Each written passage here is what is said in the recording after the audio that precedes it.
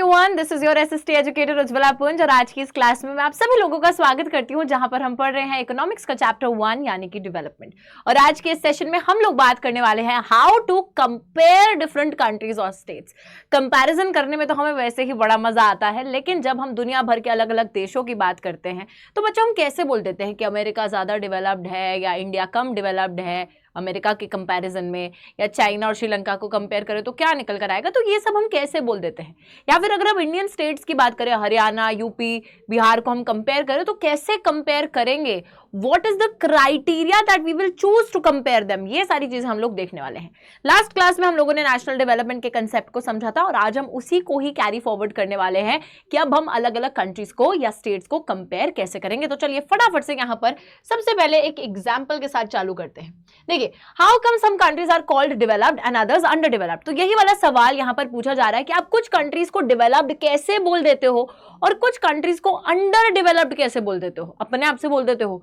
हाँ, कि heads and tales करते हो और कि हेड्स आए तो डेवलप्ड बोल देंगे, टेल्स आए तो अंडर डेवलप्ड बोल देंगे। नहीं, कोई ना कोई क्राइटेरिया तो होता ही होगा ना जिसके बदौलत हम लोग ये बोल पाते हैं, जिसकी वजह से हम लोग ये कह पाते हैं। अब देखिए, यहाँ पर एक बड़ा प्यारा सा सवाल आता है, What aspects do we use to compare different countries? ठीक है, कंट्रीज को कंपेयर करने के लिए हम कौन से एस्पेक्ट्स यूज करते हैं। लेकिन उससे पहले एक क्वेश्चन बच्चों मैं आपसे पूछना चाहूंगी कि अगर मैं आप लोगों से आपके फ्रेंड्स के बारे में बात करूं, ठीक है, सारे सपोज आप लोगों के फ्रेंड्स हैं, अब इन फ्रेंड्स को आप कंपेयर कैसे करोगे। आपके जो लाइफ में आपके जो दोस्त हैं उनके बीच में अगर कंपैरिजन करना हो तो how would you compare them. कोई ना कोई क्राइटेरिया तो यूज करोगे। जैसे कि हो सकता है कि आप ये देखो कि यार मुसीबत के टाइम पे जो सबसे ज्यादा मेरे काम आता है दोस्त है ना, जो सबसे ज्यादा मेरी हेल्प करता है, तो मैं उसको ज्यादा अच्छा दोस्त मानूंगा, बाकी सबको कम अच्छा दोस्त। या फिर हो सकता है कि एक तरीके से आपको किस बेसिस पे कंपैरिजन करना है, हाइट के बेसिस पे कंपैरिजन करना है, उनकी हेल्थ के बेसिस पे कंपैरिजन करना है, उनकी हेल्पफुलनेस, काइंडनेस के बेसिस पे कंपैरिजन करना है, किस बेसिस पे कंपैरिजन करना है। It all comes down to the criteria that you use to compare. वहीं पर दोस्तों को कंपेयर करने के लिए भी मतलब कोई ना कोई क्राइटेरिया यूज करना पड़ रहा है। तो अब कंट्रीज को अगर कंपेयर करना है तो वहां पर भी कोई ना कोई क्राइटेरिया तो यूज करना पड़ेगा ना। तो हम क्या क्राइटेरिया यूज करते हैं, चलिए देखते हैं। हम लोग बच्चों जब कंट्रीज को कंपेयर करते हैं तो डेफिनेटली हम लोग उसकी इनकम को एक बहुत ही इंपॉर्टेंट क्राइटेरिया मानते हैं, बहुत ही इंपॉर्टेंट क्राइटेरिया है ना। तो हम यूएसए को ज्यादा डेवलप क्यों बोलते हैं, क्योंकि हमें लगता है कि वो एक रिच कंट्री है, वहां लोग ज्यादा पैसा कमाते हैं, इस बेसिस पे उसको ज्यादा डेवलप्ड माना जाता है।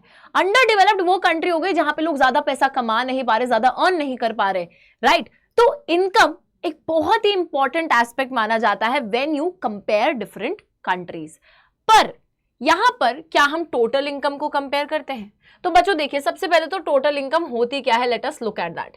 The income of the country is the income of all the residents of the country. This gives us the total income of the country.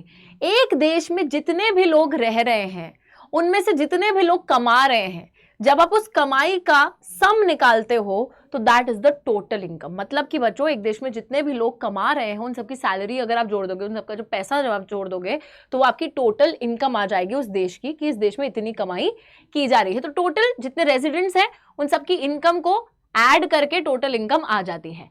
But हम लोग कभी भी टोटल इनकम का इस्तेमाल नहीं करते हैं कंट्रीज को कंपेयर करने के लिए। And why is that? Ma'am अभी तो आपने बोला कि इनकम के बेसिस पे कंपैरिजन होता है, फिर आप बोल रहे हो कि टोटल इनकम के बेसिस पे हम कंपैरिजन करते ही नहीं है। तो ये क्यों नहीं करते हम? क्योंकि बच्चों टोटल इनकम से अगर हम कंपेयर करने लगे ना तो हम एक तरीके से वो ढंग से कंपैरिजन होगा नहीं उस चीज का, वो हमें एक एक्यूरेट पिक्चर नहीं देगा उस चीज की। ऐसा क्यों है? क्योंकि टोटल इनकम में एक बहुत बड़ी लिमिटेशन मौजूद है, एक बहुत बड़ी कमी पाई जाती है। चलिए मैं आपको बताती हूँ कि वो कमी क्या है एक एग्जाम्पल के थ्रू। सपोज हमारे पास ना दो कंट्रीज हैं, एक है कंट्री ए, एक है कंट्री बी, और मैं बोलती हूँ कि कंट्री ए की जो टोटल इनकम है, टोटल इनकम दे देती हूँ मैं यहाँ पे है 1000 रुपए, ठीक है, और कंट्री बी की मैं टोटल इनकम दे देती हूं 2000 रुपए। सिर्फ एग्जाम्पल है, ठीक है, इसको सीरियसली मत ले लेना। अब जब मैं आपसे पूछूंगी कि बच्चों बताइए कंट्री ए और कंट्री बी में से ज्यादा डेवलप्ड कौन सी कंट्री है, तो जाहिर सी बात है बच्चे एक सेकंड में बोलेंगे मैम हम बुद्धू नहीं है, हमें दिख गया है कि कंट्री ए में सिर्फ सारे मिलके 1000 रुपए कमा रहे हैं, पर कंट्री बी में सारे मिलके 2000 रुपए कमा रहे हैं। दैट मीन्स कंट्री बी जो है वो ज्यादा डेवलप्ड है। किस किस को ऐसा लगा था मुझे ज़रूर कमेंट्स में बताइएगा।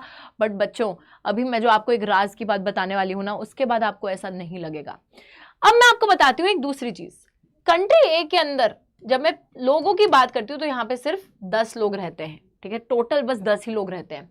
लेकिन कंट्री बी में 50 लोग रहते हैं। अब क्या लगता है, अब कौन सी कंट्री ज्यादा कमा रही है? तो खुद सोचिए कि सिर्फ 10 लोग मिलके 1000 रुपए कमा रहे हैं। मतलब अगर मैं पर पर्सन इनकम की बात करूं तो वो हो जाएगी 100 रुपए। मतलब हर इंसान एक तरीके से एवरेज पे 100 रुपए कमा रहा है। वहीं पर अगर कंट्री बी की मैं बात करूं कि 50 लोग हैं, 50 लोग मिलके 2000 रुपए कमा पा रहे हैं। दैट मीन्स पर पर्सन कितना हो जाएगा, थोड़ा मैथमेटिक्स लगाइए। पर पर्सन अगर आप निकालेंगे तो बच्चा पार्टी यहां पर 40 रुपए कमा रहे हैं प्रति पर्सन, पर पर्सन, है ना। अब देखिए, हमें जब तक पॉपुलेशन के बारे में नहीं पता था तब तक हमें ऐसा लग रहा था कि कंट्री बी जो है वो ज्यादा डेवलप्ड है। बट जब हमें पॉपुलेशन के बारे में पता चला, then we got to know कि नहीं यार, एवरेज बेसिस पे तो यहाँ पर जो एक पर्सन है, पर पर्सन जो है ज्यादा कमाई हो रही है कंट्री ए में। अब हमने अपनी स्टेटमेंट ही बदल ली। अब हम कह रहे हैं नहीं यार, कंट्री ए जो है वो ज्यादा डेवलप्ड है रादर देन कंट्री बी, या फिर in comparison to country B. So बच्चों, इसी वजह से पॉपुलेशन के कारण ना कभी कभी टोटल इनकम आपको ज्यादा इन्फ्लेटेड दिखती है। तो दैट इज वाई एक रियल पिक्चर इनकम की तभी मिल पाती है जब आप एवरेज निकालते हो। एवरेज का मतलब है पर पर्सन इनकम या फिर पर कैपिटा इनकम, ठीक है। तो यहां पर हमने कैसे निकाली है पर कैपिटा इनकम, चलिए मैं आपको बताती हूं कि हमने ये एवरेज इनकम, जिसको हम पर पर्सन इनकम बोलते हैं या फिर इसको हम पर कैपिटा इनकम भी बोलते हैं, इसको निकाला कैसे जाता है। तो देखिए, एवरेज इनकम का ना एक बड़ा ही सिंपल सा फॉर्मूला है जो कि अभी हमने एक सेकंड में मन में लगा दिया था। क्या है वो फॉर्मूला? तो यहां पर देखिए, average income is equal to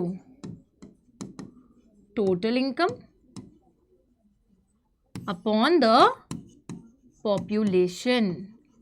तो पॉपुलेशन से डिवाइड कर लोगे टोटल इनकम को तो आपके पास एवरेज जो है पर पर्सन इनकम जो है वो निकल कर आराम से आ जाएगी। तो ये फॉर्मूला है, इसको अच्छे से ध्यान रखिएगा। अभी अभी हमने देखा था 1000 रुपए इनकम थी और 10 लोग रह रहे थे, तो 100 रुपए पर पर्सन यानी कि 100 रुपए जो है एवरेज इनकम आ गई थी। 2000 इनकम थी और पॉपुलेशन थी 50 यानी कि 40 रुपए हमारी एवरेज इनकम आ गई थी। तो इसी फॉर्मूले को लगाकर आप इजीली जो है एवरेज इनकम को कैलकुलेट कर सकते हैं। और यहां पर हमें पता चलता है कि instead of total income we take into consideration the average income, क्योंकि एवरेज इनकम एक बेटर क्राइटेरिया रहता है हम लोगों को ये बताने के लिए कि एक देश के अंदर इनकम की स्थिति क्या है, कि पर पर्सन कितना इंसान वहां कमा रहा है। उससे हमें ट्रू पिक्चर मिलती है इनकम के बारे में। लेकिन बच्चा पार्टी, यहां तक तो बात बिल्कुल ही क्लियर हो गई है। यहां तक हमने क्या समझा है कि जब हम कंट्रीज को कंपेयर करते हैं तो हमें कोई ना कोई क्राइटेरिया लेना होता है उनको कंपेयर करने के लिए। और सबसे ज्यादा इंपॉर्टेंट क्राइटेरिया जो कि ज्यादातर हम मानते हैं, that is the income of the country. लेकिन इनकम ऑफ द कंट्री में हम टोटल इनकम को नहीं लेंगे। टोटल इनकम क्या होती है? जितने भी रेजिडेंट्स रह रहे हैं, all the residents that are living in a country, जब हम उन सब की इनकम को ऐड कर देते हैं तो हमें टोटल इनकम मिल जाती है, या फिर हम ये भी बोल सकते हैं income of all the residents that are living in the country.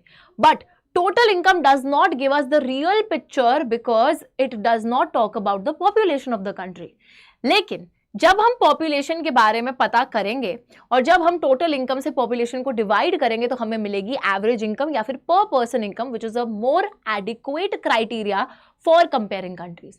तो इसी वजह से बच्चों, आपको यहां तक जो चीज याद रखनी है वो यही है कि टोटल इनकम को साइड हटाकर हम जब कंट्रीज को कंपेयर करेंगे, और अगर हम इनकम के बेसिस पे कंपेयर कर रहे हैं तो एवरेज इनकम को हम लोग कंसिडरेशन में लेंगे।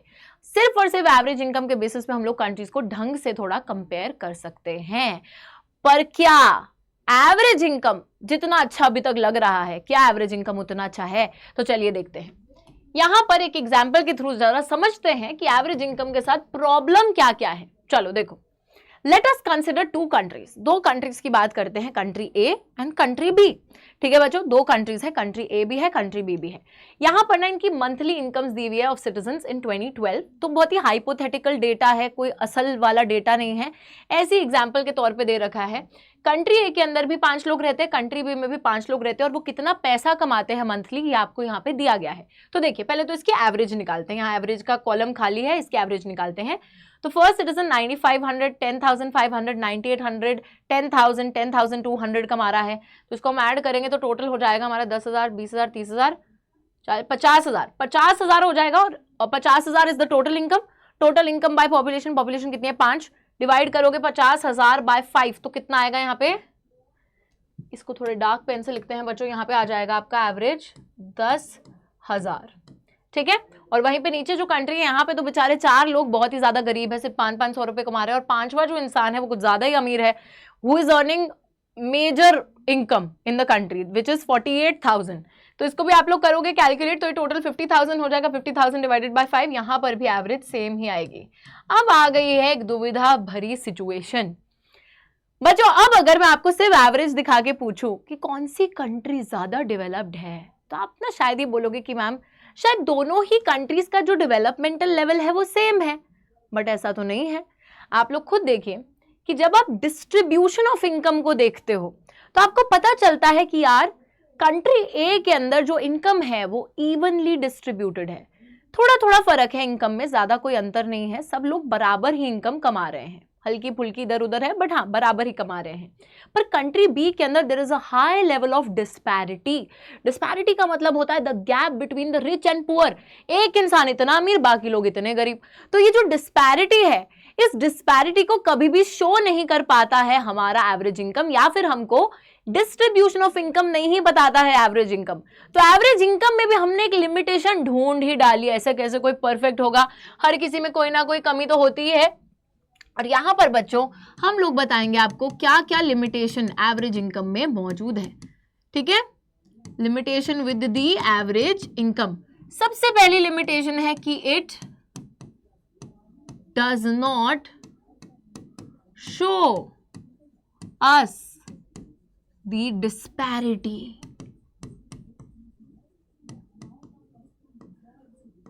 ठीक है, डिस्पैरिटी नहीं दिखाता, डिस्पैरिटी। और उसी के साथ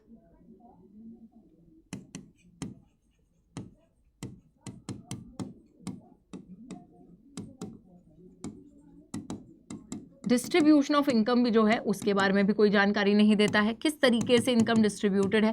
बहुत ही दोनों सिमिलर पॉइंट्स है कि एक तो डिस्पैरिटी भी नहीं पता चल रही है। डिस्पैरिटी का मतलब है कि gap between rich and poor, गरीब और अमीर के बीच में जो अंतर है वो हमें नहीं दिख रहा है एवरेज इनकम के तौर पे। और साथ ही में हमें जो है जिस तरीके से इनकम डिस्ट्रीब्यूटेड है वो भी नहीं पता चल रहा है। साथ ही में बच्चों जब आप सिर्फ और सिर्फ इनकम के बेसिस पे कंपेयर करोगे तो आप बहुत सारा इंपॉर्टेंट क्राइटेरिया इग्नोर कर दोगे।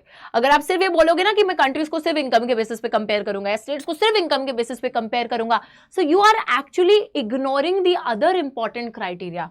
सो here you are ignoring other important aspects या फिर criteria such as for example health, education। एक देश में विकास आप सिर्फ इनकम के बेसिस पे थोड़ी देख सकते हो, वहां पे हेल्थ लेवल्स कैसे, एजुकेशन लेवल्स कैसे, these are also some very important non-material criteria that needs to be taken into consideration before you are comparing different countries and different states, right? So that is what is being said over here। 3 चीजें बोली जा रही हैं, disparity नहीं दिखाता, distribution के बारे में नहीं बताता है, और अगर सिर्फ इनकम के बेसिस पे कंपैरिजन करते हो तो दूसरा जो इंपॉर्टेंट क्राइटेरिया है जैसे कि एजुकेशन लेवल्स, हेल्थ लेवल्स, वो सब चीजें भी आप लोग इग्नोर कर देते हो, एक तरीके से साइड हटा देते हो। So that is why it becomes very very important कि जब हम एवरेज इनकम के बेसिस पे कंपैरिजन करें तो हम सिर्फ एवरेज इनकम के बेसिस पे कंपैरिजन नहीं कर रहे हैं, हमें दूसरे भी फैक्टर्स कंसिडरेशन में लेने पड़ते हैं before we make such comparisons. ठीक है, तो उसकी बात बाद में करेंगे, लेकिन हाँ देखिए, तो यहाँ पे एक प्रश्न बन रहा है कि हम एवरेज क्यों यूज करते हैं। वो तो अभी हमने आपको बताया कि एवरेज क्यों यूज करी जाती है, क्योंकि एवरेज इनकम एक ज्यादा बेटर क्राइटेरिया है than total income to compare countries. लेकिन क्या उसमें कोई लिमिटेशंस है? तो ये 3 लिमिटेशंस भी मैंने आपको बता दी हैं कि कौन कौन सी कमियां एवरेज इनकम के यूज में आती हैं। ठीक है जी, चलिए। लेकिन बच्चों, इसके बावजूद एक ऐसी ऑर्गेनाइजेशन है which is our World Bank, जो कि सिर्फ और सिर्फ एवरेज इनकम के बेसिस पे कंट्रीज को कर देता है कंपेयर, और बता देता है कि भाई ये कंट्री कौन सी है, वो कंट्री कितनी डेवलप्ड है। तो देखिए, हम देखते हैं when it comes to income, जब इनकम पे बात आती है तो वर्ल्ड बैंक वर्ल्ड की इकोनॉमीज को 4 अलग अलग इनकम ग्रुप्स में डिवाइड करता है। High income group, upper middle income group, lower middle and low income group. ठीक है बच्चों, 4 ग्रुप्स में डिवाइड कर देता है, और सिर्फ एवरेज इनकम के बेसिस पे वर्ल्ड बैंक कंट्रीज को कंपेयर करता है। अब आप लोग मुझे कॉमेंट्स में ये जरूर बताएंगे कि ये जो वर्ल्ड बैंक का क्राइटेरिया है कि सिर्फ एवरेज इनकम के बेसिस पे कंपेयर करने का, तो क्या ये जस्टिफाइड है? क्या ये ठीक क्राइटेरिया है? Are they doing a good job? तो देखिए, यहां पर बच्चों हम लोग देखते हैं कि इंडिया जो है आज भी कंटिन्यू करता है to be a lower middle income country. तो हम लोग लो तो नहीं, थोड़ा सा ऊपर लोअर मिडिल इनकम कैटेगरी में आते हैं, हाई और अपर मिडिल में तो हम नहीं आ पाते हैं। ठीक है, तो इसी के साथ आज का जो टॉपिक है वो होता है समाप्त। बट यस, जो मैंने आपसे क्वेश्चन पूछा है उसका आंसर जरूर कमेंट्स में दीजिएगा, और अगली क्लास में हम लोग कंटिन्यू करके देखेंगे कि क्या सिर्फ इनकम के बेसिस पे ही कंपैरिजन हो सकता है, या फिर जो दूसरा इंपॉर्टेंट क्राइटेरिया है वो हमारे लिए कितना ज्यादा इंपॉर्टेंट है, और उसके बेसिस पे क्या कोई ऑर्गेनाइजेशन है जो कि कंपैरिजन करती है। तो ये सब हम जानेंगे अपने अगले सेशन में। तब तक के लिए धन्यवाद बच्चों, take care and bye bye.